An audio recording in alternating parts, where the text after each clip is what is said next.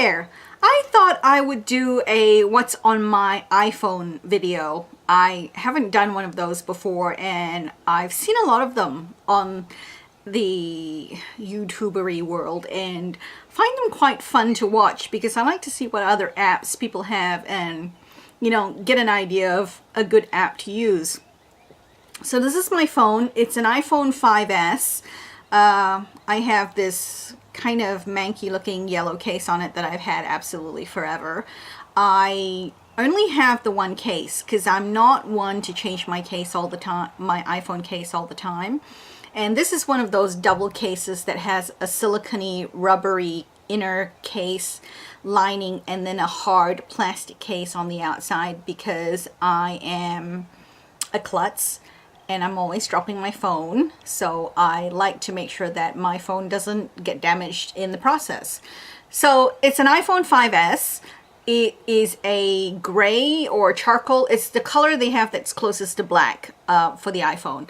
And this is my super sexy wallpaper for my lock screen. I have absolutely no idea who this guy is, but I found the picture, I really liked it, so I just put it on my phone.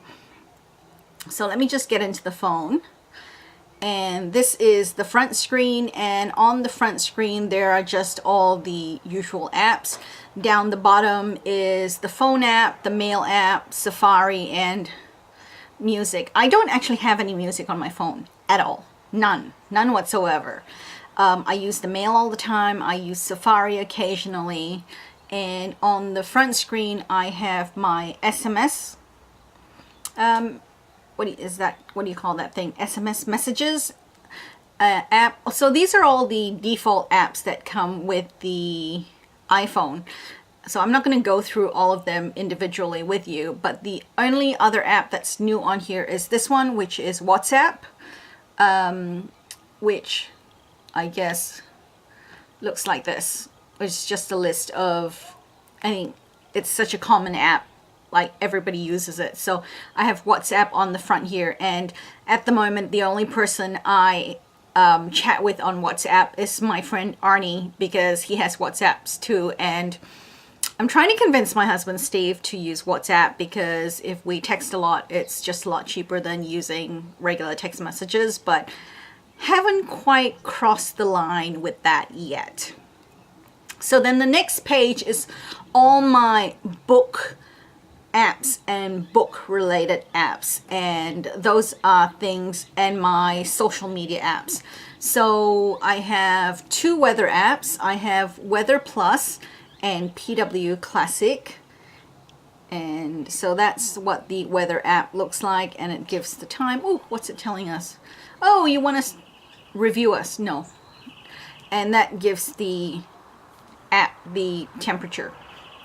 So that's the Weather Plus app. That's the app I use the most when it comes to getting the temperature. Then I have iBooks, I have Bluefire, and the Kindle app. And my Kindle app is the app that I use the most when it comes to reading, because most of my books, or pretty much all my books, are Kindle books that I buy from Amazon. And then there's Facebook Messenger, Twitter. I don't use Twitter that much because I suck at Twitter, but I do use the Facebook app a fair bit and the Facebook Messenger app a fair bit. And then I have Skype. I use Skype to call people overseas, particularly my in-laws who live in the US, which is fantastic because it's really, really super cheap even when I use Skype on my phone to call a landline. And then I have two list apps. This one's called AnyList and this one's called List to Buy. And both of those apps are what I use to make shopping lists to do groceries. The one I like the best is AnyList, and it looks like this. And the reason I like it so much is because you can actually share a grocery list with somebody else. So I share this list with my husband, and so Steve can add stuff to the grocery list and I can add stuff to the grocery list, and whenever we go and do our grocery shopping, both of us have the same grocery list that we work off, and if we mark off anything on it, then it'll disappear off both the lists, which is fantastic. At the moment I have I don't know if you can see. I have Chinese biscuits, coconut water, honey yogurt, disposable gloves, and bug spray on my grocery list. And yeah, it's just some odd random stuff. And then I have Instagram, a couple of photo editing apps that I use regularly to edit and crop and, you know, collage and stuff like that. So I use Photo Edit to edit my photos, and I use Pick Stitch to do the collages for my photos. Then I have Goodreads, I have the Bible, I've got 2 Bible apps. One is YouVersion and one is Bible IS. I have no idea what the difference between those 2 are, but I've got 2 Bible apps on there. And then the last 3 are all my cloud apps, Dropbox, Copy, and Box.com. And I use all of these for various reasons, and I've got, you know, work stuff and photos and all sorts of stuff on here that I like to have access to and sometimes download to my phone. I also love these apps. Particularly, I like using Dropbox and Box.com when I have photos that I've taken that I want to upload to my computer really, really quickly. These apps are fantastic for it. So then I go to the next page, and these are all the games. And I don't play a lot of games on my phone. I have them there, and occasionally I play them. The one that I played the most is Bejeweled Blitz, and there are 2 versions of it. Bejeweled, the old one, Bejeweled 2, and then Blitz. But those are the 2 that I play the most. And then I have the Australian Open app, which is the Australian stop it, the app for the Australian tennis, and it just gives all the information, you know, going on during the Australian Open. And I particularly like this when the Australian Open is on, because then I get live updates of scores and everything like that. So I do like that. And then I have IMDb if I want to look up a movie, Event Cinemas, which is the cinema that I use to go and see movies. So I like to have that there to check up on movies and stuff.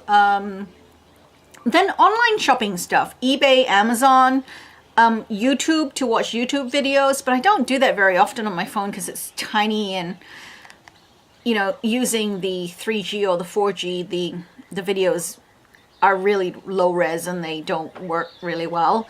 And then I have LinkedIn, which I almost never use, but I'm not sure why I actually have it. And then Hotlook, which I am not looking at the moment because I'm on a no buy, so I'm trying to be really, really good and not looking at Hotlook. Pinterest, which I haven't looked at in a while, but it's always fun to look at and play. And then ProTuber, which is also another YouTube video app, but it's not as... It used to be really good, but the YouTube app has really improved, so I've been using the YouTube app a lot more. But I use those 2 interchangeably. If one app's not working, then I switch to the other. And then there's this game called Hangman, which I don't know if you know the game, but it's a really fun game. But it, you know, it looks like this, and, you know, you put in alphabets, and, you know, it makes a little hangman. I used to play this game at school when I was a kid, and we used to draw it on paper, and it was a lot of fun. I really like the game, and sometimes when I'm waiting for something and I don't want to read, then I'll play a game. The next page is more of my utilities and things like that. So I have a calorie counter to, you know, from Calorie King, which is an Australian calorie counter and has all the Australian foods to keep me on track when it comes to the food I'm eating and stuff like that. And then Evernote, which is an amazing app which I keep all my information on and make notes and stuff like that. So great for making notes. TripView, which gives me all the timetables for the trains, buses, and ferries here. Google Maps, which I use to navigate when I need a map to navigate around. Then the Qantas app, which I don't use very often. A currency converter app, which is quite useful because this one's just called Currency. And it just basically is from Oanda, which is the people that I use all the time. And it just gives me being able to put in different currencies and convert one currency to another, which every now and then I have to do. I've got a dictionary. I've got an app to look up postcodes for the Australian postcodes if I ever need a postcode. Then there's PayPal, and then there's some restaurant type apps like Around Me and Urban Spoon, which I don't use very often. The Yellow Pages, Google, Wikipedia, the CIA fact book, which gives me facts of all the various different countries, which is quite fun to, just look up information on different countries and what's the countries are about. Wiki Around, which tells me what's around me at that time. The Calorie King, I think this one's the deluxe version. One of them is the paid version and one of them's the free version. The paid version allows me to track, what I eat and food and everything like that. And the free version just gives me calorie counts of various things that I eat. And then the NAB app for banking, which I never use.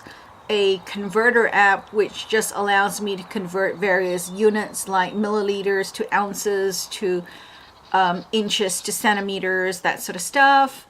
And Bump, which doesn't work anymore. And this is the last page of random apps that I never use. And literally, I never get to that page. It's like the last page and it's just apps I don't use. And that chesty looking fellow there in the back is David Gandy, because he's just gorgeous. Not that I can see anything with all the apps in front of him anyway, but there you go. He's my in-phone wallpaper. But here there are things like Find the iPhone, Podcast, Compass, Stocks, Newsstand, Bitstrips, which is terrible. The app is just terrible. I don't know if they've improved the app, but when I tried it, when I first heard of it, it was just, it kept crashing. It was terrible. And a few different ebook apps that are no good. And the Telstra app, which allows me to track the data usage and the various usage I have on my phone. So that's it. That is what I have on my phone. I have, let's see, how many pages do I have? I have one, which is the main default setting page. 2, which is my social media and all my books. 3, which is games and online shopping and some various things. And 4, which is utilities. And 5, which is stuff I never use. So I've got 5 pages of apps, which is a lot.